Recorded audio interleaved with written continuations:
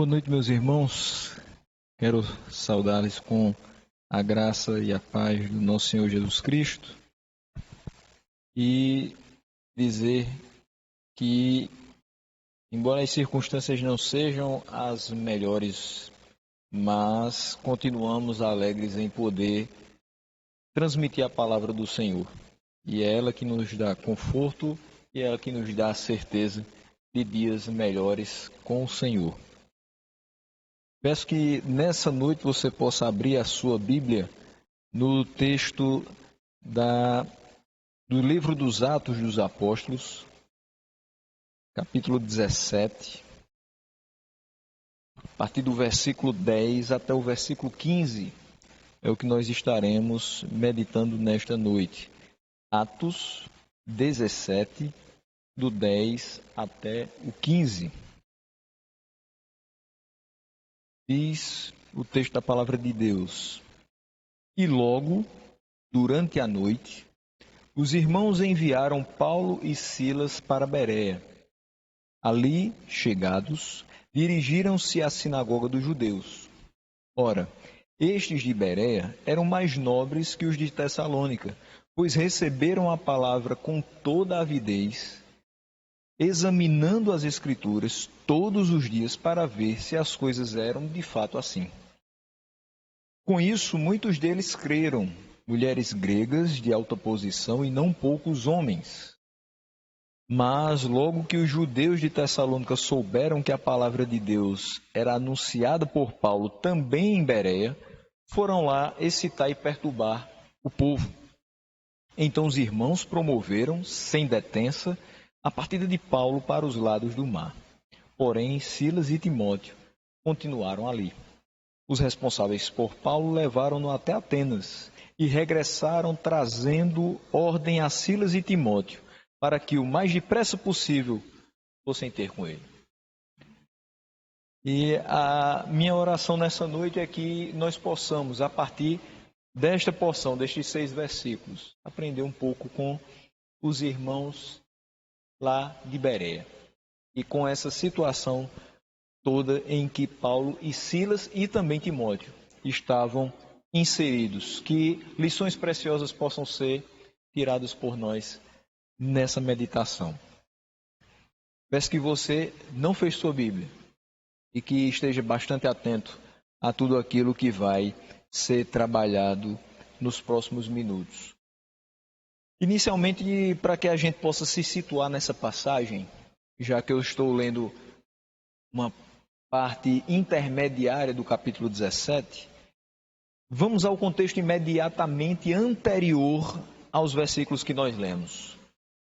Ou seja, a parte em que Paulo e Silas estão em Tessalônica, capítulo 17, versículos 1 a 9.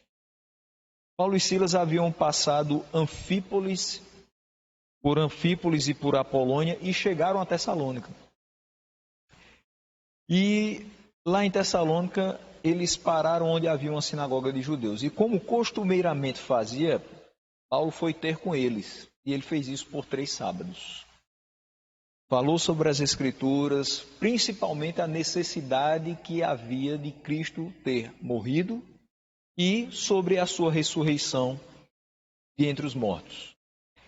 Alguns ali entenderam a mensagem e se uniram a Paulo e Silas, bem como muitos gregos piedosos e algumas distintas mulheres. Mas aquele trabalho evangelístico de 3 semanas gerou inveja dos judeus. E você pode ir acompanhando, isso está no versículo de número 5. Os judeus, porém, movidos de inveja. O que eles fizeram com essa inveja no coração deles? Eles trouxeram homens maus que alvoroçaram a cidade e, não somente isso, assaltaram a casa de Jasão em busca de Paulo e Silas. Então começaram uma perturbação naquela cidade de Tessalônica e começaram a procurar Paulo e Silas. E sabiam eles que Paulo e Silas estavam hospedados na casa de Jasão. Então, nada mais natural que eles fossem até lá para buscar os dois. Mas chegando lá, eles não encontraram. Mas arrastaram Jasão e outros irmãos com eles. E qual era a acusação desses homens maus? E qual era a acusação dos judeus que estavam cheios de inveja no coração contra Paulo e Silas? Que os dois estavam transtornando o mundo e que eles estavam sendo auxiliados por Jason durante esse período em que estavam transtornando o mundo. Aqui um pequeno parênteses, parafraseando nosso pastor Rony, que sempre nas suas exposições também tem seus parênteses. Nós gostaríamos muito que hoje, no momento em que vivemos, isso independente da pandemia, mas no momento do evangelicalismo que vivemos, no momento da cristandade que nós estamos inseridos, nós bem que gostaríamos que muitas pessoas com a palavra de Deus transtornassem o mundo desse jeito, como Paulo e Silas estavam fazendo. Era muito mais proveitoso que estivéssemos sendo perseguidos por conta daquilo que pregamos, do que por conta daquilo que nós estamos postando nas redes sociais. Por conta do nosso comportamento quanto a determinadas postagens de pessoas que não concordam com a nossa visão. Mas isso já fica para outro momento. O que acontece é que não só era a questão de transtornar o mundo que aqueles judeus estavam colocando na conta de Paulo e Silas. Também era uma das acusações que eles quebravam todos os decretos de César. Porque eles afirmavam que Jesus era outro rei. Então isso trazia muito transtorno de fato. Aqueles que acreditavam que precisavam ser muito mais obedientes a César do que alguém chamado Jesus, a quem Paulo e Silas diziam ser outro rei. O fato é que Jason é preso e outros também. Mas após pagamento de fiança, Jason e os demais são soltos. Só que o clima de insegurança já havia sido instalado naquele momento, naquela localidade. Sendo assim, o mais prudente, naquela hora, era que eles fossem embora. E no versículo 10 nós percebemos que durante a noite, logo durante a noite, você pode se perguntar por que essa observação logo no versículo 10 e logo durante a noite. Geralmente quando nós estamos à luz do dia, não somente coisas boas, mas também coisas más são vistas pelos nossos olhos. À luz do dia, se eles se movimentassem pela cidade, já tendo sido procurados na casa de Jason, provavelmente aqueles homens maus, levados pelos judeus, que não creram na palavra de Deus, iriam arrastá-los. E iriam fazer as acusações que já haviam feito antes. E assim sendo, Paulo e Silas certamente estariam presos numa questão de horas. Mas à noite, quando nem tudo é visto, e quando é mais seguro se deslocar de um local para o outro, os irmãos enviaram Paulo e Silas para Beré. Não pense que era uma viagem curta. Não pense que rapidamente eles chegaram na outra cidade. Mas era necessário. Então assim eles enviaram e era uma viagem de simplesmente 80 quilômetros. Beré é uma cidade aos pés do Monte Olímpio, distante cerca de 80 quilômetros a sudoeste de Tessalônica, onde Paulo e Silas estavam anteriormente. Vejam, meus irmãos, que foi necessário, naquele momento, não por covardia, não simplesmente por medo, mas para que a palavra de Deus pudesse continuar a ser pregada, que eles mudassem de localidade. Mas a gente vai perceber que esses homens não temiam nada além do pecado. Eles não tinham outro medo nas suas vidas, a não ser desobedecer a Deus. A motivação do coração deles era fazer tudo aquilo que o Senhor havia os chamado a fazer. Por isso eles vão para Beré. E Beré ficava no caminho entre Tessalônica e Atenas. E Paulo, posteriormente, no versículo 16, até o versículo 31, faz ali o seu discurso no Areópago. Timóteo, que havia ficado em Filipos, volta a se encontrar com Paulo e Silas nessa cidade. E mais uma vez, chegando a Bereia, o que eles fazem? Diz o versículo número 10. Ali chegados, dirigiram-se à sinagoga dos judeus. Nós vimos no comecinho da nossa meditação que na parte inicial do capítulo 17, Paulo e Silas vão até a sinagoga por 3 sábados, durante 3 semanas, em Tessalônica. Isso despertou a fé de alguns, mas também despertou a inveja de outros. Qual seria, então, o pensamento daquele mais atemorizado pela situação que foi vivenciada em Tessalônica? Paulo, não vá mais à sinagoga. Procure outro meio de evangelizar. Esse método não está dando certo. Mas ele continua da mesma forma. Chegando a Bereia, ele vai para a sinagoga dos judeus. Esse fato me mostra algo que nós podemos tirar como uma primeira lição nessa noite, para nós. A obra de Deus não é fácil de ser cumprida. Em momento algum, eu entendo que nós podemos subir a um púlpito e dizer assim: meus irmãos, como é simples fazer a obra de Deus. Não, estaríamos mentindo. A obra de Deus não é fácil de ser cumprida, mas é necessário que a gente continue a trabalhar. Sempre na dependência de Deus. Se essa obra não for feita na dependência de Deus, ela não se realiza. Principalmente porque a gente projeta muitas e muitas coisas, mas tudo só acontece debaixo da vontade de Deus. Imagine as coisas que você projetou para 2020. Eu acredito que 90% delas foram por água abaixo. Mas aquilo que você projetou na dependência de Deus continua acontecendo. E de uma forma ou de outra você continua sendo alimentado por essa palavra. A gente sente, principalmente quem está exatamente no local onde eu estou aqui, terças e domingos, e olha para a igreja e vê um bocado de cadeiras brancas aqui vazias, a gente, óbvio, sente a falta de que tudo volta à normalidade. Mas a gente ainda tem essa oportunidade de vir até aqui para poder pregar a palavra para você que está aí do outro lado. E essa palavra tem chegado a muitos corações. E a gente é muito feliz por isso. Mas imagine que outras questões que a gente tinha projetado, que a gente gostaria que estivesse acontecendo, não estão. Tudo o que vamos fazer na nossa vida deve ser na dependência de Deus. Sua obra não é diferente. É necessário que, mesmo difícil, mesmo muitas vezes espinhosa, a obra de Deus precisa ser cumprida, precisa ser continuada na dependência dele, não importando circunstâncias e perigos que isso vai implicar.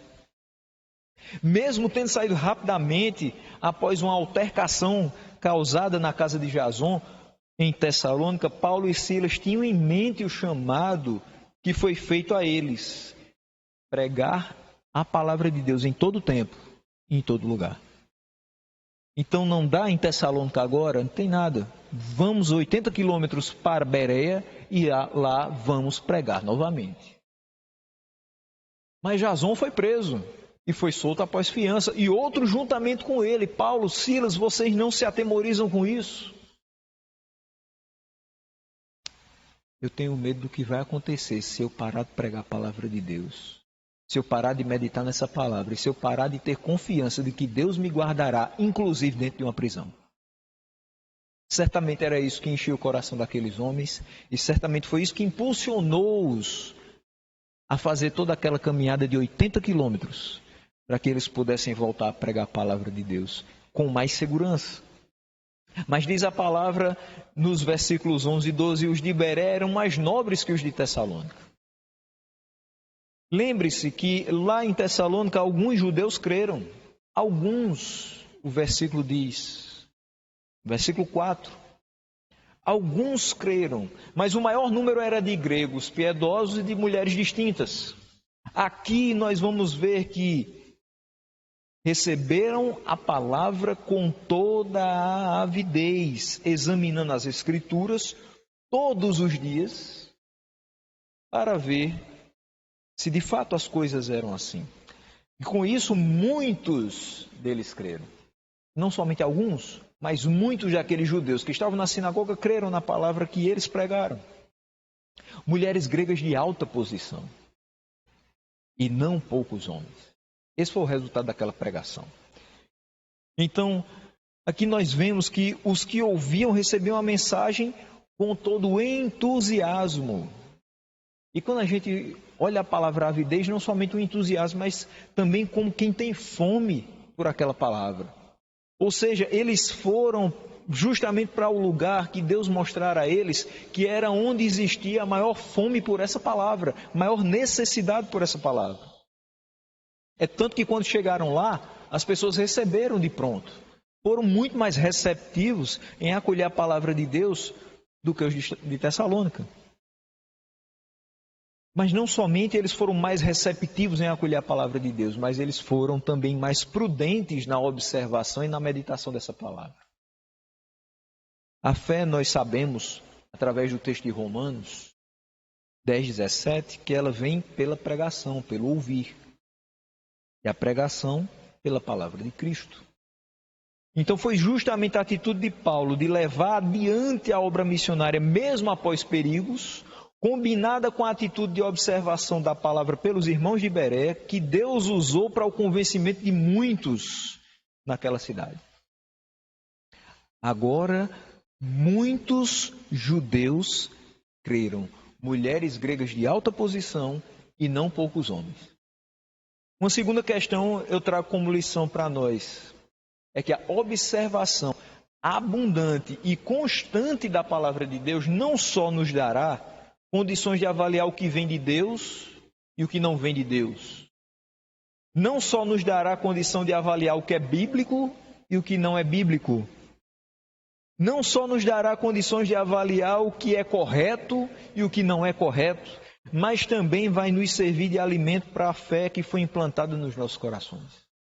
Ou seja, observar a palavra de Deus não simplesmente para aqueles que creram quando Paulo e Silas estavam pregando em Bereia, não serviu simplesmente para que eles soubessem se eles estavam corretos ou não, se eles estavam pregando as Escrituras ou não, mas também serviu para que aquilo que foi pregado fosse mais uma vez confirmado pela meditação e realmente repousasse no coração deles.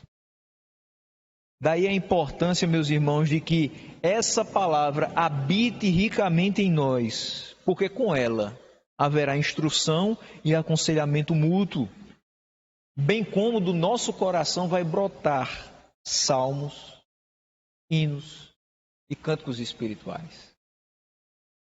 Essa é a importância de termos a palavra de Deus. E os irmãos de Bereia nos mostram isso claramente nos versículos 11 e 12. Mas chegamos ao versículo 13 e o que é que temos? Mas logo que os judeus de Tessalônica souberam que a palavra de Deus era anunciada por Paulo, também em Bereia foram lá excitar e perturbar o povo.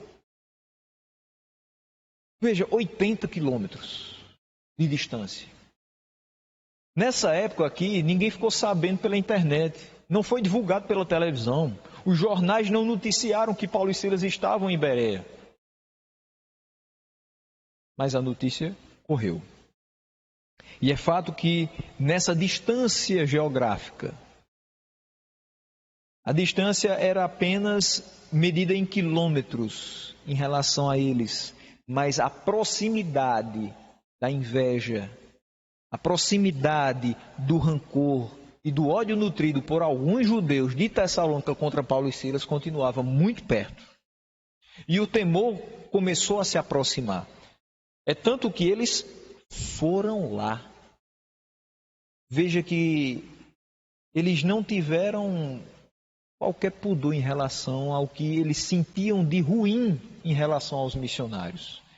Eles não se preocupavam com as consequências das suas atitudes, eles simplesmente queriam acabar com a atividade que aqueles homens estavam realizando em outra cidade, já tinham saído de Tessalônica. Qual a necessidade de ir atrás deles? Nenhuma. Mas não somente foram atrás deles. O intuito não era simplesmente prender Paulo e Silas, ou fazer com que eles deixassem de pregar. Era colocar em descrédito a palavra que eles pregavam. É por isso que logo que chegam em Bereia, aqueles homens de Tessalônica vão excitar e perturbar o povo. Muito mais fácil do que calar a boca de um ou de dois. Até porque existiam vários outros. É você colocar em descrédito a palavra pregada por vários. Paulo e Silas poderiam não mais pregar, mas tantos outros tinham sido preparados por eles para continuar o trabalho evangelístico. Qual o grande problema é quando a palavra que eles carregam é colocada em descrédito. E pessoas começam a acreditar nessa falácia dos de Tessalônica. Isso sim seria muito prejudicial. Então, os judeus tessalonicenses fizeram questão de ir lá, instigar o povo de lá contra os missionários. No dia a dia, nós ouvimos muito que o diabo não está satisfeito com relação às nossas boas obras em nome de Deus. Mas o que é que você me diria? Se percebesse que a ação maligna se aproveita da fraqueza de caráter e maldade do coração daqueles a quem você evangelizou e instruiu na palavra de Deus, o que é que você me diria? Os que foram atrás de Paulo e Silas certamente ouviram. Eles passaram 3 semanas pregando. Boa parte de Tessalônica ouviu falar deles e ouviu falar daquilo que eles pregavam. Mas aqueles que foram contra eles ouviram, mas não creram. Eles inflamaram outros que não ouviram, mas acreditaram nas acusações. Quem ouviu e não creu foi contra. Quem não ouviu se tornou contra por conta dessa instigação de determinados judeus invejosos, segundo a própria palavra. Qual seria o sentimento então de Paulo e Silas ao saber da investida de pessoas de Tessalônica contra eles? Provavelmente dos mais desanimadores e frustrantes. Mas em primeiro lugar, com prioridade nas suas vidas e na vida daquele que prega a palavra de Deus, nós pregamos visando a glória de Deus, não a receptividade das pessoas. A receptividade das pessoas vai ser uma consequência do agir de Deus mediante a pregação fiel das Escrituras. Muitos vão se chegar a Deus através disso e, consequentemente, vão se chegar àqueles que estão abastecendo-os com esta pregação. A preocupação primária de Paulo era continuar pregando e sendo um testemunho vivo do poder de Deus para, de alguma forma, alcançar muitos. Essa era a grande motivação do apóstolo Paulo. Mesmo com o sentimento de ter pregado para muitos em Tessalônica e saber que alguns se voltaram contra ele e ainda levaram homens maus para buscá-lo juntamente com Silas e depois de ir até a Bereia, falar mal deles, falar mal da palavra de Deus, instigar o povo contra eles, mesmo assim o seu coração só tinha espaço para continuar fazendo o que Deus ordenara a eles.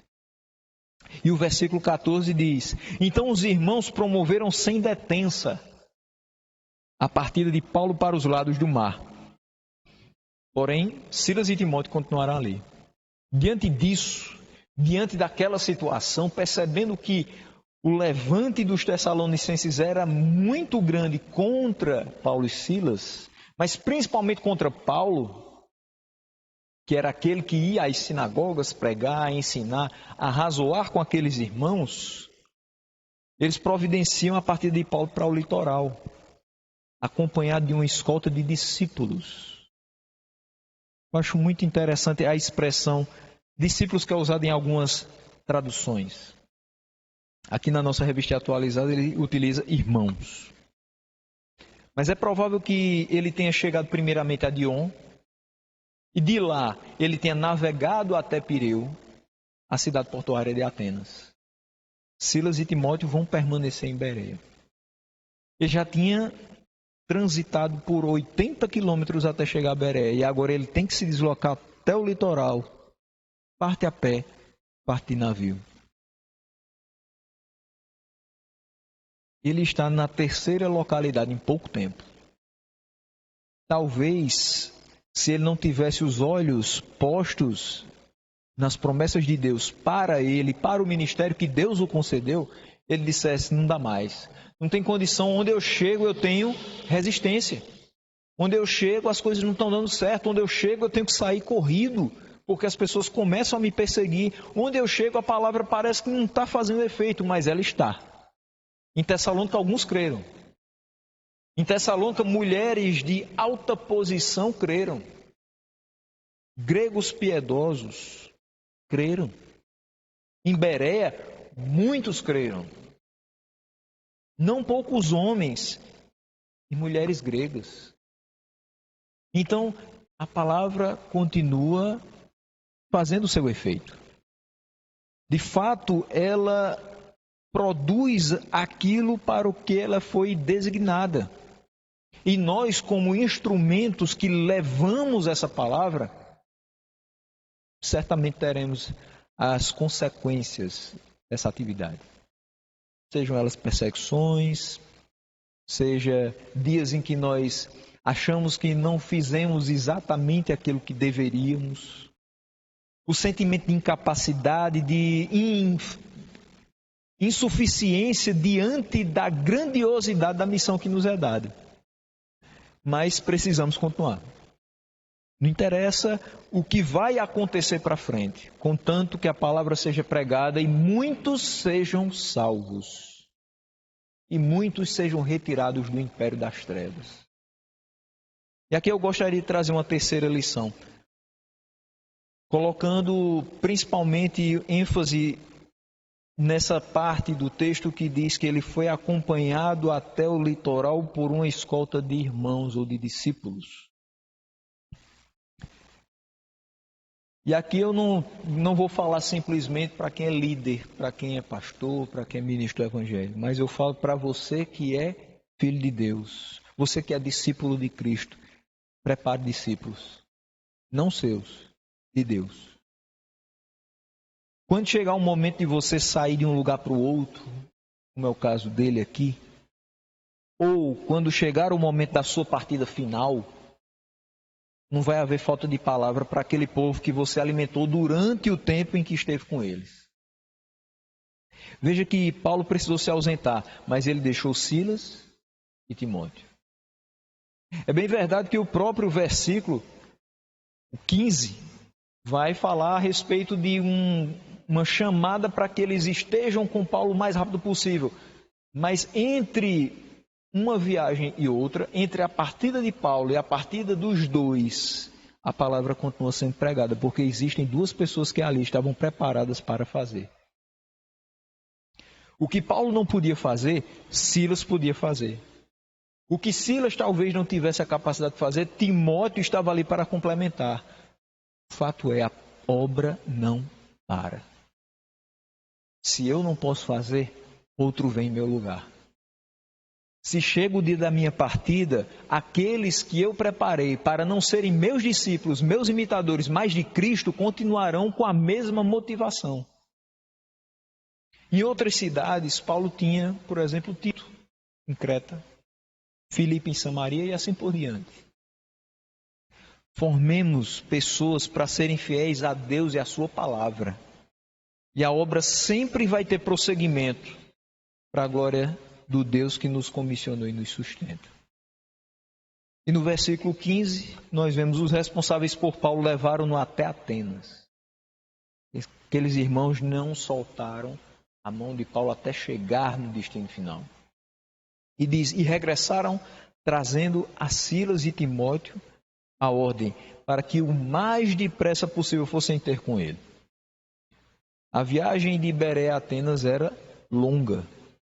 Isso dá para saber. Se você depois tiver a oportunidade e a curiosidade, e na sua Bíblia tiver os mapas no finalzinho para auxílio, você pode traçar uma linha entre Tessalônica e Bereia, depois de Bereia para Atenas. E você vai ver o quanto o apóstolo fez de trajeto para que finalmente ele tivesse a oportunidade de discursar para os atenienses. Não porque fosse a sua parada primeira, mas porque era o local que ele precisava estar naquele momento. Uma coisa que esse texto me faz lembrar, que nesse momento eu quero dizer a você, não importam as circunstâncias que vão ser apresentadas, você chegará até o local que Deus realmente destinou para que você chegasse. O que eu estou dizendo aqui é uma paráfrase daquilo que o pastor James falou domingo, daquilo que nós aprendemos e convivemos com essa certeza. Não importa por quais caminhos eu seja levado a trilhar, mas eu conheço bem o meu guia. Eu sei que ele vai me levar até o destino que ele preparou para a minha vida. E eu sei que esse destino vai fazer com que eu cumpra aquilo que é determinado por ele como missão para mim e como necessário para o convencimento de muitos. No caso aqui, como falamos, de uma obra missionária. Então, ao regressarem a Bereia, aqueles irmãos levam uma mensagem de Paulo a Silas e Timóteo, pedindo que o mais depressa fossem ter com ele em Atenas. Veja, aqueles irmãos demonstraram uma verdadeira devoção cristã, na disposição de acompanhar o apóstolo o caminho todo para Atenas e depois voltar o caminho todo para Bereia, para que Silas e Timóteo recebessem aquela ordem e, preparados como estavam para continuar a pregação em Bereia, agora pudessem se voltar para Atenas. Porque o que é que Paulo enfrentaria ali? Será que Atenas seria muito tranquilo de enfrentar, já que Tessalônica havia sido complicado e Bereia também, muito por conta dos tessalonicenses? 5 séculos antes de Paulo, Atenas experimentara o apogeu da glória nas artes, na filosofia, na literatura. Ou seja, se falamos em um povo que experimentou o apogeu, o ápice da glória nas artes, na filosofia e na literatura, é um povo extremamente culto. Isso Paulo enfrentaria ali em Atenas. No decurso dos anos, eles vinham mantendo a reputação no campo da filosofia e ainda tinha uma universidade de destaque nos dias de Paulo. Então, Paulo não estava indo falar a pessoas incautas, a pessoas incultas. Ele não estava indo falar a pessoas que não tinham a menor instrução, inclusive nas Escrituras. Certamente aqueles que tanto versavam na filosofia conheciam algumas passagens bíblicas. Certamente eles, na sua literatura, também trabalharam com alguns textos literários bíblicos. As artes não somente focavam nos seus deuses e semideuses, mas também poderiam focar em outros assuntos.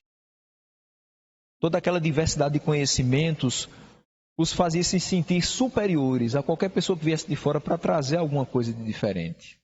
Paulo enfrentaria tudo isso. Um povo idólatra, um povo cético a respeito de muita coisa relacionada à fé e difícil de lidar quanto à evangelização. Certamente você já teve a oportunidade de falar para alguém na sua escola, na sua universidade, no seu trabalho, alguém que se diz até ateu por convicção intelectual. Quantos de nós já não tivemos a oportunidade de falar com alguém que se apresenta dessa maneira? E o que é que eles dizem a nós? Você fala é muito bonito, você fala é muito bom, o pano de fundo da sua explanação pode até ser realmente verídico, mas não é isso que preenche o meu coração. Não é isso que eu acredito. Isso para mim é uma fábula. Eu sou mais racional. Mas eu quero dizer a vocês, meus irmãos, que de fato eu não acredito em algo mais racional do que a nossa fé. Porque nós conseguimos compreender por que nós cremos em Deus.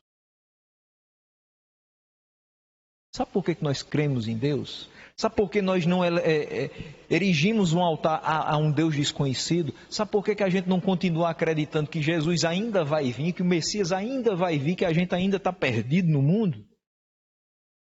Porque Deus enviou o seu Filho, o único, para que todo aquele que nele crê, e nós cremos, tem a vida eterna, não pereça.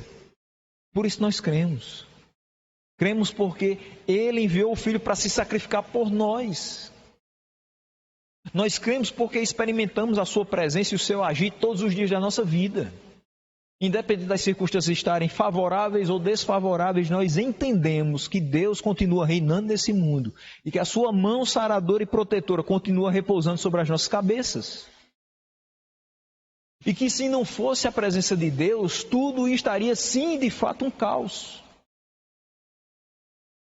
Eu me recuso a acreditar que o inimigo invisível que estamos enfrentando, cuja letalidade chega a 6 a 10%, possa ser mais poderoso do que aquele que não somente desenhou, mas projetou e executou a criação de todo esse universo. E que sustenta com a sua destra fiel. Eu espero não passar por nada disso. Eu espero que você também não passe. Mas aqueles que estão passando por essa enfermidade dolorosa, um dos sintomas é perder a capacidade de respirar normalmente. Ter falta de ar, dificuldade de puxar o ar. Agora imagine que você não tivesse Deus na sua vida e não tivesse a certeza de que aquele que criou esse universo colocou esse ar para que nós respirássemos. Era bem pior. A gente tem a certeza que tudo que está disposto nesse universo foi colocado para que a nossa vida fosse possível. E a nossa vida continuará sendo possível enquanto Deus nós tivermos. E como temos sempre, porque Ele é eterno, nossa vida sempre será possível. Veja, é difícil você falar para um povo que não crê nas mesmas coisas que nós cremos. É difícil você até tenta convencer as pessoas, mas a gente não consegue convencer ninguém. É fato que a gente não consegue lidar com a rejeição de muitos quanto àquilo que mantém a nossa estrutura de pé. Nós não seríamos absolutamente nada se não fosse a certeza de que temos um Deus que cuida de nós. Mas muitos não pensam assim. E Paulo iria enfrentar muitos que não pensam assim. Então, a ajuda seria muito bem-vinda de Silas e Timóteo. Por isso, aqueles irmãos que foram de Bereia a Atenas trazem de volta a ordem. Silas e Timóteo, preparem as malas. Vão até Atenas. Paulo chama vocês. Mesmo que fosse difícil passar por Atenas fazendo a obra missionária, temos a certeza que Paulo teria primeiramente a capacitação vinda de Deus. Em segundo lugar, ele teria o preparo de anos no campo missionário. Não era um iniciante, era um homem experimentado. E a sabedoria adquirida lidando com povos diversos o faria se sair bem também frente aos atenienses. E em terceiro lugar, o auxílio de valorosos companheiros de missão e de vida. Porque esses homens não simplesmente se dedicaram a viajar com Paulo para pregar a palavra, mas eles estavam junto com Paulo também na vida. Nas dificuldades que foram enfrentadas, esses homens estavam junto com ele. Estavam ali para levantar os seus braços, para também o impulsionar para voos mais altos. Dizendo, Paulo, continua porque Deus é conosco. Paulo, continua porque a missão é essa mesmo. Paulo, continua, não retrocede, nós fomos chamados para isso. Ele compartilhara com esses homens bons e maus momentos na seara do Senhor e como é bom termos essas pessoas. Uma última lição nessa noite, já caminhando para a nossa conclusão. Estejamos preparados espiritualmente para as batalhas que nós vamos travar ao longo da vida. Leitura da palavra e oração vão te ajudar muito nisso. Estejamos preparados teologicamente para trabalhar em missões nesse mundo. No mundo, cada dia mais nós encontramos pessoas, cada dia menos nós encontramos pessoas sem instrução ou sem convicções a respeito de religião e fé.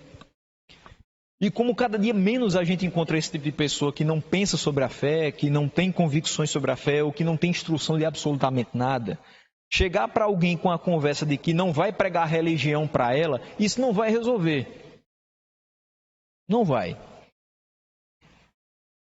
É perigoso que nós tenhamos uma religiosidade vã, mas nós pregamos a Cristo e esse crucificado. Então você precisa ser claro e enfático. A sua religião é o cristianismo. Sem meias palavras. Sem querer colocar panos quentes numa situação para não causar problemas, para não ser desconfortável. Não chegue para ninguém dizendo assim, olha, eu não vou pregar religião para você, eu vou pregar Jesus. Sim, mas espera aí. A nossa religião é o cristianismo. O livro autoritativo dessa religião chama-se Bíblia Sagrada. A figura central dessa religião é Jesus Cristo, que gloriosa e poderosamente executou o plano de salvação dos eleitos nesse mundo. Você tem todo um contexto para falar sobre a sua religião? Sim. Essa religião não é vã. A salvação vem pela fé em Cristo, no sacrifício dele, e fora dele não há salvação. Tem dúvida disso? Atos 4,12, não há salvação em nenhum outro, porque abaixo do céu não existe nenhum outro nome dado entre os homens pelo qual importa que sejamos salvos. Então não dá para se esconder numa capa politicamente correta, ou então dizer, não sou crente, não sou evangélico, e se esconder num cristão como se isso fosse uma denominação genérica. Não diga, eu sou crente, eu sou protestante, eu sou de Cristo, eu prego a Cristo, e fora dele não há salvação. Podem ser os tessalonicenses que vão te perseguir e vão querer te colocar na cadeia. Podem ser os bereanos que vão crer mais, que vão ser mais receptivos. Podem ser os atenienses que vão até lhe assustar primeiramente com a cultura que eles têm. Mas nada é mais convincente do que esta palavra sendo pregada e o Espírito Santo agindo nos corações. Tenha essa certeza e continue pregando a palavra com fidelidade. Estejamos unidos àqueles que têm a mesma motivação que nós. Nós precisamos de ajuda nesse entrave que não é contra carne ou contra sangue, mas é contra principados e potestades que se levantam contra aqueles que dedicam a sua vida à obra de Deus, ao louvor da glória de Deus, a anunciar as novas do Evangelho, sendo agente de transformação nesse mundo caído por meio da palavra de Deus. Nós precisamos de Deus na nossa vida. Nós precisamos do preparo na palavra de Deus e muita coisa boa que hoje, graças a Ele, nós temos. E precisamos de pessoas que sejam também colaboradores, companheiros de luta, companheiros de batalha. Pessoas que têm a mesma motivação que nós. Pessoas que não temem qualquer coisa nesse mundo, a não ser o pecado. Pessoas que sabem que, independente das circunstâncias, nós devemos adorar o Senhor, glorificar a Ele com todo o nosso ser e cumprir a sua vontade. Que Deus nos ajude e que nos abençoe.